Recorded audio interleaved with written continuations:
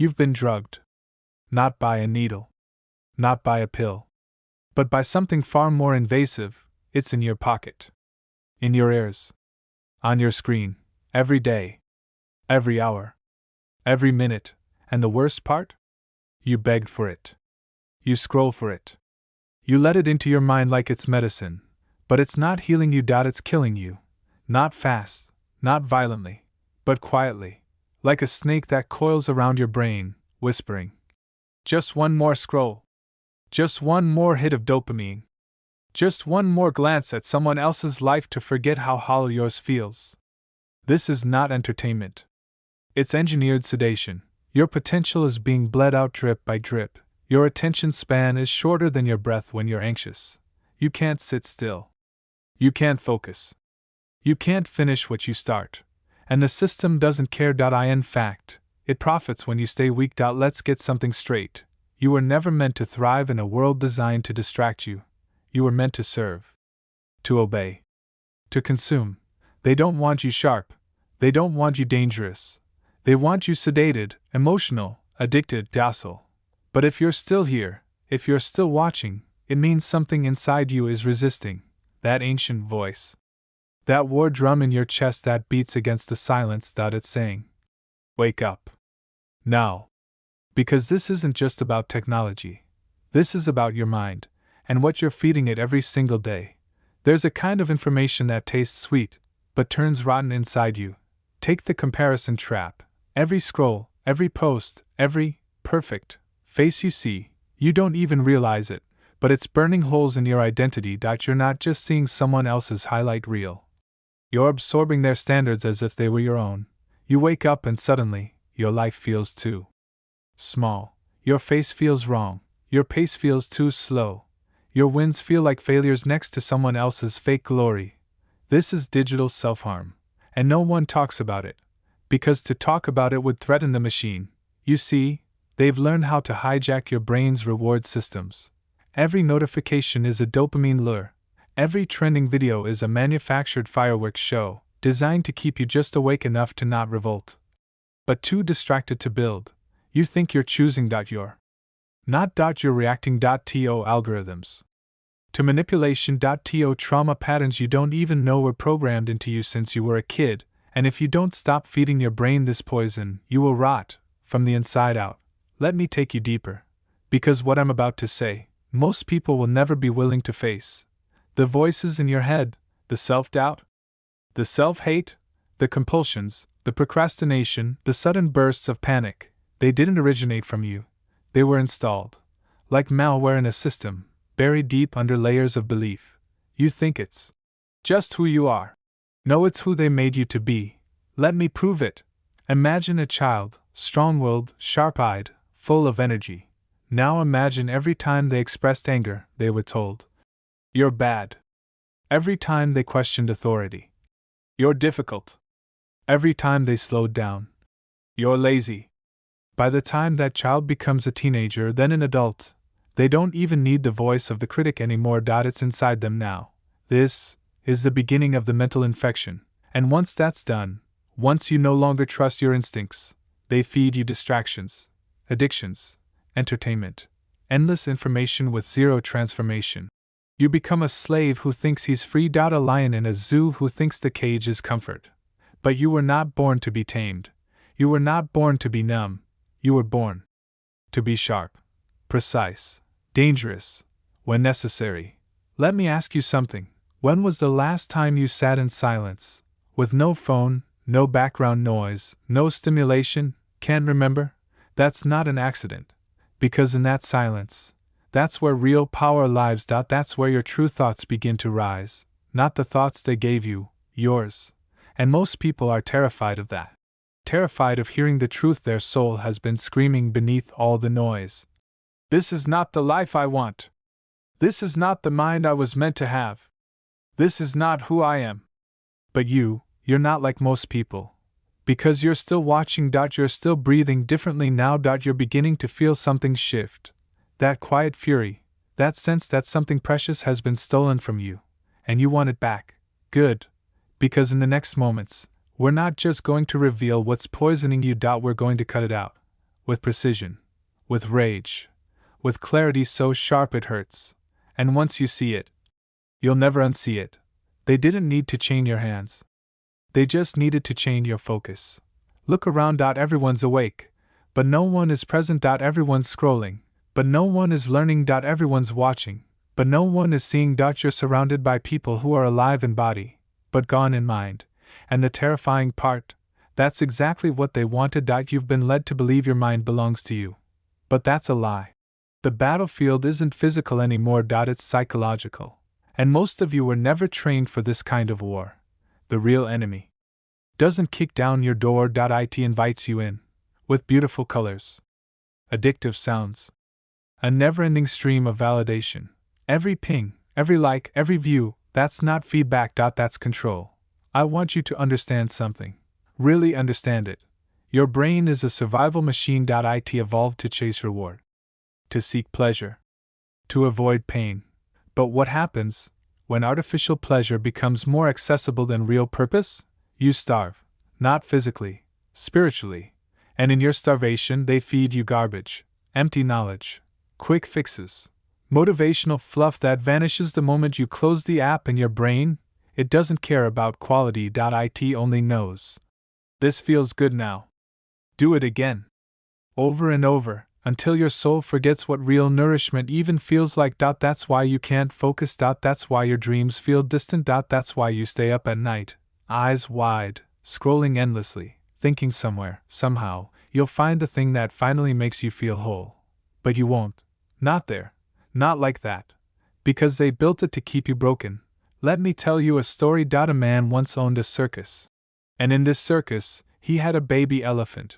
The moment the elephant was born, he chained its leg to a stake in the ground. The baby elephant tried to break free every day, pulled, struggled, fought. But the chain wouldn't budge. So eventually, the elephant stopped trying. Years passed. The elephant grew massive, strong enough to rip trees from the earth.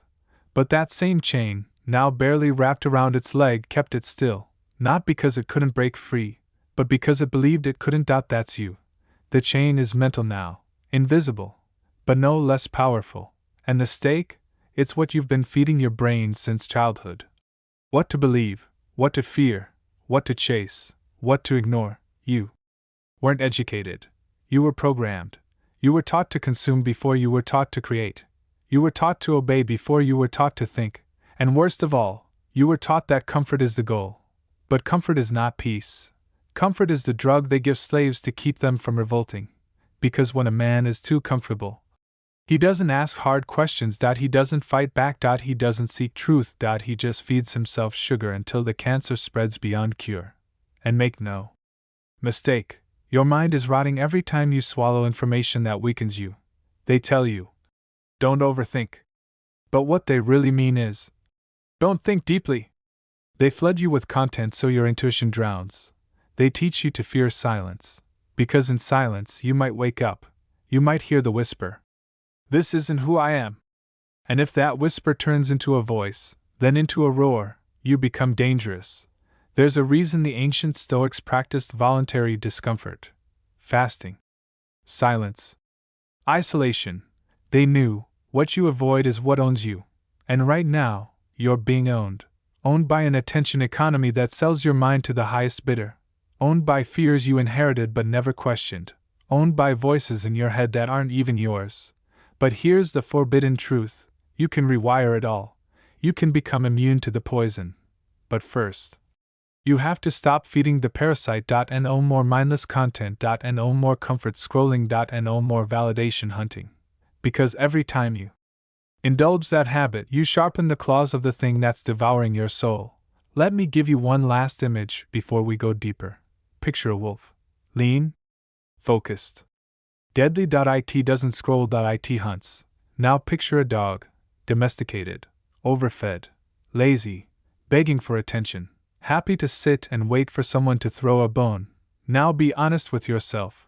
Which one are you becoming? If it hurts to admit, good. That's the fire you've been needing. Because now, the war gets real. In the next phase, I'll show you how to rewire your system. Not with affirmations, not with fluff, But with brutal psychological precision, you'll learn how to turn your mind into a fortress, unshakable, focused, unfuckwithable, and when you do, you won't just survive this world, you'll dominate it. So now you see it. You see the rot. You see the infection. And you feel it too, don't you? That quiet sickness inside. That tension behind your eyes when you wake up and reach for your phone before your soul even knows you're alive. That low-grade panic that hums beneath your skin after scrolling for an hour, chasing stimulation that never fills you. You're not imagining it. That's your brain screaming for oxygen, screaming for clarity, screaming for you. Because the truth is, you were born with a mind capable of war, art, empire, but it's been hijacked, flooded with noise, softened, neutered, and now, we start taking it back. This is where the transformation begins. But understand this, you won't be saved. You won't be rescued. You won't be given clarity, or peace, or power. You will have to take it. With pain, with awareness, with ruthless self-discipline that burns through the illusions. Here's the first truth you weren't supposed to know. Your brain is programmable, and you can become the architect. Every thought you think, every belief you hold, every response you repeat, it's a neural pathway, a circuit, a code. You've been running corrupted software. But the system itself, still powerful, still salvageable. You just need to uninstall the garbage and replace it with command lines of discipline. How? Starve the noise. Yes, starve. Not reduce. Not moderate. Starve it. Start with this. Silence. 15 minutes a day. No phone. No input. Just you. And the roar of everything you've been avoiding. It'll feel like withdrawal. It is withdrawal. Because you've been feeding your brain so much dopamine soaked junk, real stillness now feels like violence. But in that violence, you'll start to remember who the hell you are. And when your hands twitch to grab your device, you breathe. When your mind panics from boredom, you watch it squirm. Because every time you resist the urge, you build the mental muscle of sovereignty. Here's the next forbidden truth. The world is not designed for focused people. Focused people are dangerous. They build empires. They see through lies. They don't buy what they don't need. They don't believe what they're told. So every system you live in is structured to keep you distracted. That means if you want to be focused, if you want to be awake, you will have to become the enemy of the system. You will have to block what the masses obey. You will have to fast where they binge. You will have to create where they consume. And yes, you will lose people. Friends who live in the dopamine matrix? They'll say you've changed. That you've become intense, distant, too serious. Good. Let them go.